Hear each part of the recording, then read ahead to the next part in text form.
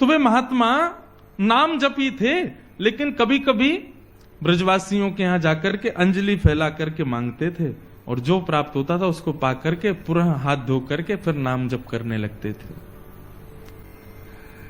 एक मैया के यहां वो जाते थे, उन मैया के यहां पर मदन मोहन लाल जी विराज रहे थे।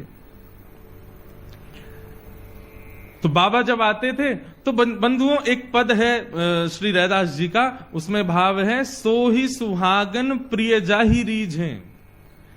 ठाकुर जी कब किससे रीझ जाएं कुछ पता नहीं है। जैसे ही वो बाबा नित्य अंजलि फैला करके प्रसादी मांगने के लिए आते तो भीतर बैठे मैया के घर में मदन मोहन लाल जी उन पर रीझ गए, और ठाकुर जी के मन में भाव आया, इनको नाम निष्ठा तो बहुत है, लेकिन इनको मेरी सेवा और दर्शन में ज्यादा निष्ठा नहीं है। लेकिन नाम निष्ठा इतनी सुंदर है कि उससे ठाकुर जी प्रसन्न होकर कि अब उनको अपने दर्शन की सेवा, दर्शन की निष्ठा उनके हृदय में प्रकट करना चाहते हैं।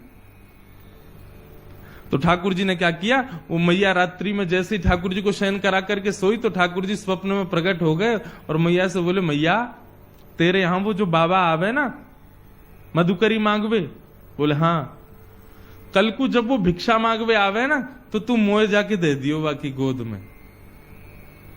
मैया तो रोने लगी, बोले क्यों, मेरी सेवा में कोई कमी जो आप बाबा के पास जाना चाहो? बोले ना मैया, आपकी सेवा से मैं बड़ो प्रसन्न हूं, लेकिन अब आप थोड़े दिन की और रह गई हो, कछु दिना में आप चली जाओगी, फिर मेरी सेवा कौन करेगा? या हमारे मैं तो अपनी व्यवस्था कर रहा हूं, बाबा को जाके मुंह को कल दे दियो, अब मैं वही के पास रहूंगा।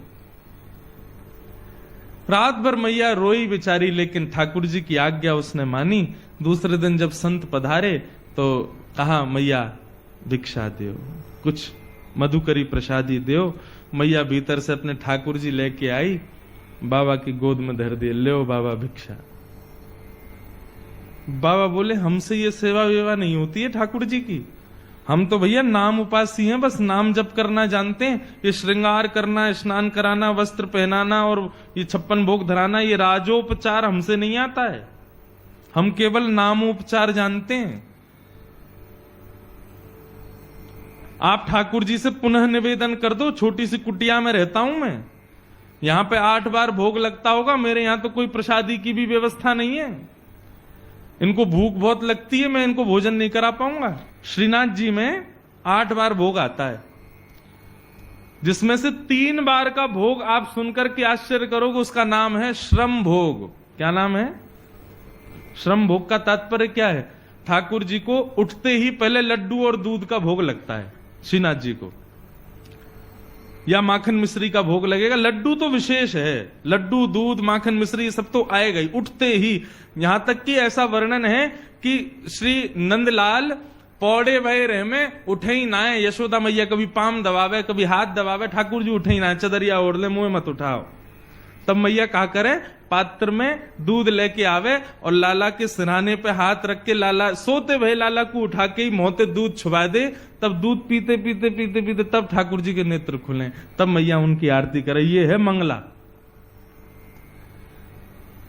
आज भी श्रीनाथ जी में ठाकुर जी के शयन में ही दूध आ जाता है सुबह सुबह, और जो वहां मुखिया जी हैं वो दूध भोग को उठा के ठाकुर जी के अधर से छुपाएंगे, तब दीप प्रज्वलन वगैरह होंगे कि मतलब अब ठाकुर जी उठ गए, मतलब नींद में ही दूध पी में तब आंख खुले ठाकुर जी की।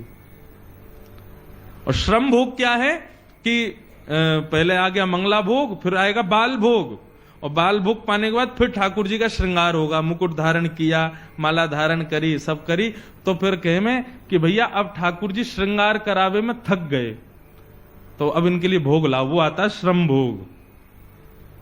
बताओ, कपड़ा पहनवे में थक जाएं ये।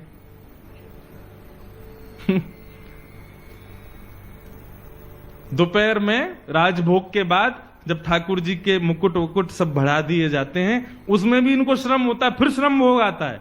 और ठाकुर जी को मुकुट नीचे कियो ना, ने कड़ूला उड़ूला ने बढ़ा दिए हैं, ठाकुर जी को श्रम है गयो, एक और भोग लाओ। कितनों काम है, पेट ही ना भरे इनको। तो बाबा बोलो, मैया ठाकुर जी से निवेदन कर दियो, मेरे यहां कोई व्यवस्था ना है, तुम तो बहुत बढ़िया सेवा कर रही हो, 8 बार भोग लगाओ, मैं तो खुद एक बार पाऊं, वो कहां से खवाऊंगा, तुम्हारे लाला है। मैया वापस ले गई, ठाकुर जी है, बोले आज रात्रि में निवेदन कर दूंगी। रात में सपने में फिर ठाकुर जी आए, बोले मैया तुमने मुंह को क्यों नहीं दिया।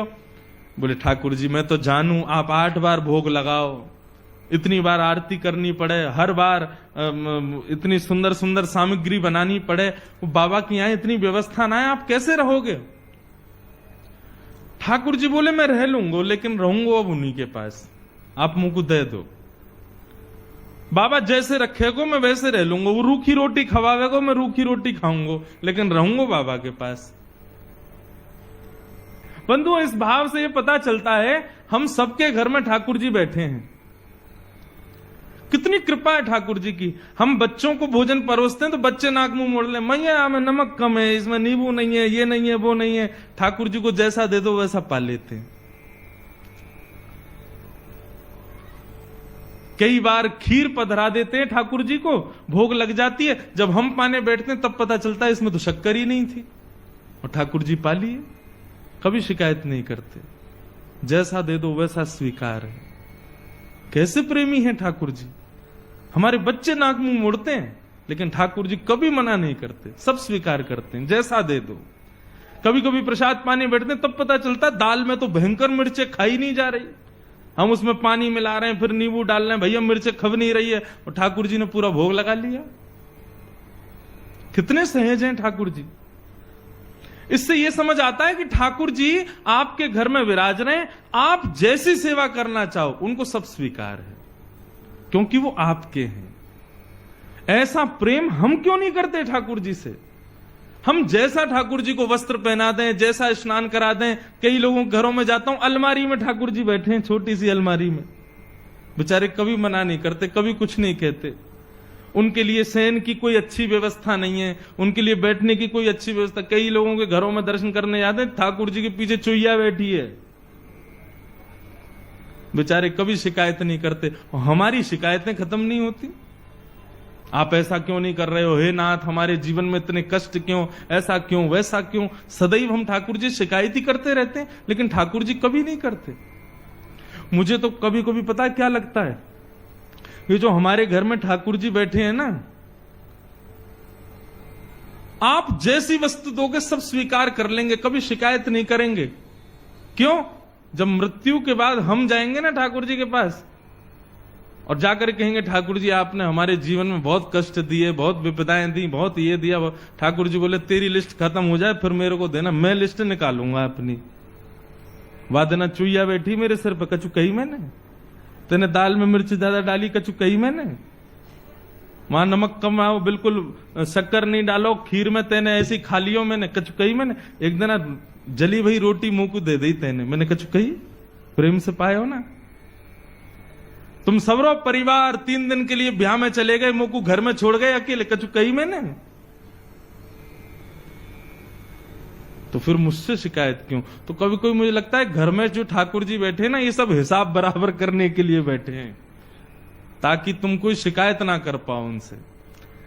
तो मैया ने बाबा से कही, बाबा वो ठाकुर जी बाबा के यहां कोई व्यवस्था नहीं है। ठाकुर जी बोले मैं रहूंगा वही के पास, चाहे कोई व्यवस्था न हो। बाबा रूखी रोटी खवावे को मैं वही से रह लूंगा, लेकिन अब वही के पास रहूंगा।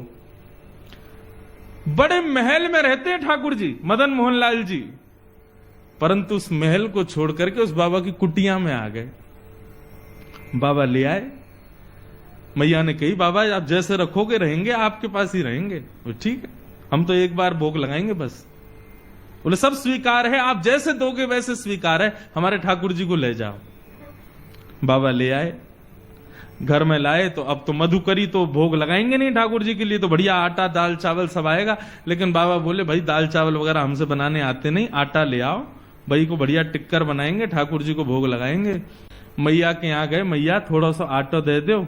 आटो लाए, आटे में यमुना जल मिलायो, मार के बढ़िया एक टिक्कर बना के कंडा पे सेक करके और ठाकुर जी के सामने पत्तल में पधरा दिए। बोले लाल जी 56 भोग खूब पाए, अब ये रूखी रोटी पाओ। बड़ी जिद करके आए हो, बड़े लड़ झगड़ के आए हो, अब रहो ऐसे ही।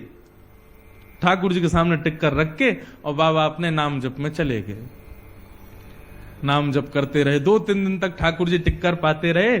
चौथे दिन जैसे ही नाम जप में बाबा बैठे तो अंतः हृदय में ठाकुर जी प्रकट है गए। जैसे ही ठाकुर जी प्रकट हुए, बाबा बोलो ठाकुर जी प्रणाम, आप सुख से विराज रहे हो, कोई कमी तो नहीं है सेवा में?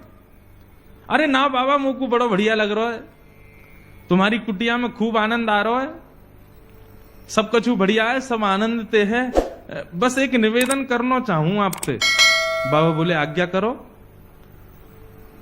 बोले बाबा तुम जो टिक्कर बनाए करो ना, रूखे आटे में तुम यमुना जल मिला करके माड़ के मुंह को खवाए दो, अब वहां में स्वाद तो कछु रहना है, 3-4 दिन ते तो मैं पा रहा हूं, लेकिन अब मुंह को यूं लग रही है कि कल ते नेक वहां में तुम राम रस मिला दे करो, नमक मिलाए दे करो आटे में, तो नेक खावे में नेक स्वाद आ जाएगा। बाकी सब आनंद है, कोई दिक्कत नहीं। बाबा बोलो ठीक है भैया, आपको बढ़िया टिक्कर पवाएंगे, कल से राम रस लगा देंगे। तो मैया के पास गए, मैया आज आटो दियो, आटे के संग में राम रस और दियो। मैया बोली है गए चट्टपने चालू, चलो आगे आगे देखियो का होएगा।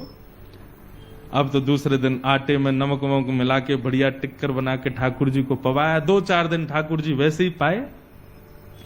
चौथे दिन ठाकुर जी फिर प्रकट है गए। बाबा बोले ठाकुर जी सब आनंद, कोई कमी तो नहीं सेवा में? ना बाबा सब आनंद है, रो खूब चकाचक पा रहे हैं हम तो। बस बाबा ने एक बात कह रो। बोले कहा, तुमको मेरी आवाज ने कर्कश लग रही है? बाबा बोले हाँ नेक लग तो रही है कमजोर सी। बोले बाबा वो रूखी रोटी खा खा के मेरो गलो जो है का वहां में रोटी इर्ज गई है। अरे सरकार आपको कष्ट है गए, इर्ज गई समझ गए, इर्ज गई मतलब फंस गई है। तो बाबा बोले आज्ञा करो। बोले मैं तो बस यूं कह रहा हूं कि कल ते नेक घी चुपड़ दोगे वहां में रोटी में, तो नेक वो नेक आसानी से भीतर चली जाए करेगी। बाबा बोले मतलब अब कल से आटा नमक और घी भी लाना है। अरे बाबा ने बस घी लिए ही हो, या हम घी के बिना मक्खन के बिना तुम कभी ना रहे, आप सब पता है। बाबा बोले ठीक है। दूसरे दिन गए, मैया आज आटो दियो नमक दियो, नेक्स्ट तो घी और दे दियो। मैया बोली ले जाओ प्रेम से पवाओ। अब महाराज आटे में नमक वमक मिला के बढ़िया टिक्कर बना के घी चुपड़ दिया, ठाकुर जी को भोग लगाया। 4-5 दिन ठाकुर जी ने कोई शिकायत नहीं करी। 6 दिन बाद ठाकुर जी फिर प्रकट हुए। बाबा बोले ठाकुर जी अब तो ना इर्ज रही गरे में? ना बाबा अब तो सब बढ़िया है, रोटी में बढ़िया नमक को भी स्वाद आ जाए, घी भी बढ़िया है, नीचे चली जाए। मैं तो बाबा बस यूं कह रहा हूं, कल ते एक आलू और ले आया करो, वह आलू भूंज के वहां में नमक मिर्च डाल के बाकी चटनी बना करके बाबा और धर दे करो संग में। बाबा ने उठाए ठाकुर जी और लेके गए मैया के पास। बोले धरो या अपने पास ही। अरे अभी आटो आयो, नमक आयो, घी आयो, ये तो 56 भोग ले आएंगे कल को घर में, कहां भजन करूंगा मैं। जैसे ही मैया की गोद में दिए ठाकुर जी प्रकट है गए और बाबा के गले से लग गए। बोले मैं रहूंगा तुम्हारे पास ही, चाहे जैसे रखो, मैं रहूंगा तुम्हारे संग। जय श्री कृष्ण। प्रिय साथियों, हमेशा अपने जीवन में एक गहरी निष्ठा और विश्वास रखना चाहिए। जीवन की हर परिस्थिति में जैसे ठाकुर जी ने अपने भक्त से बिना किसी शिकायत के सेवा को स्वीकार किया, वैसे ही हमें भी अपनी स्थिति को बिना किसी शिकायत के स्वीकार करना चाहिए। ठाकुर जी ने कभी यह नहीं कहा कि हमें कुछ खास भोग या विशेष सेवा चाहिए। उन्हें जैसा मिलता है उसी में संतुष्ट रहते हैं। हमारे जीवन में भी कई बार हमारी उम्मीदें टूटती है, कष्ट आते हैं, लेकिन हमें इसे सकारात्मक रूप में स्वीकार करना चाहिए। जैसे ठाकुर जी ने हर प्रकार की सेवा को बिना किसी शिकायत के स्वीकार किया, वैसे ही हम भी अपनी परिस्थिति को बिना शिकायत के अपनाएं। यदि ठाकुर जी की तरह हम भी अपने जीवन के हर पल को शांति और संतुष्टि से जीने की कोशिश करें, तो जीवन सरल और खुशहाल बन जाएगा। किसी भी कठिनाई में धैर्य बनाए रखें और विश्वास रखें कि सब कुछ हमारे भले के लिए हो रहा है। हमारी निष्ठा और समर्पण ही हमारी असली शक्ति है। हमारा प्रेम और आस्था हमें जीवन के हर कदम पर आगे बढ़ने की प्रेरणा देंगे। जय श्री कृष्ण।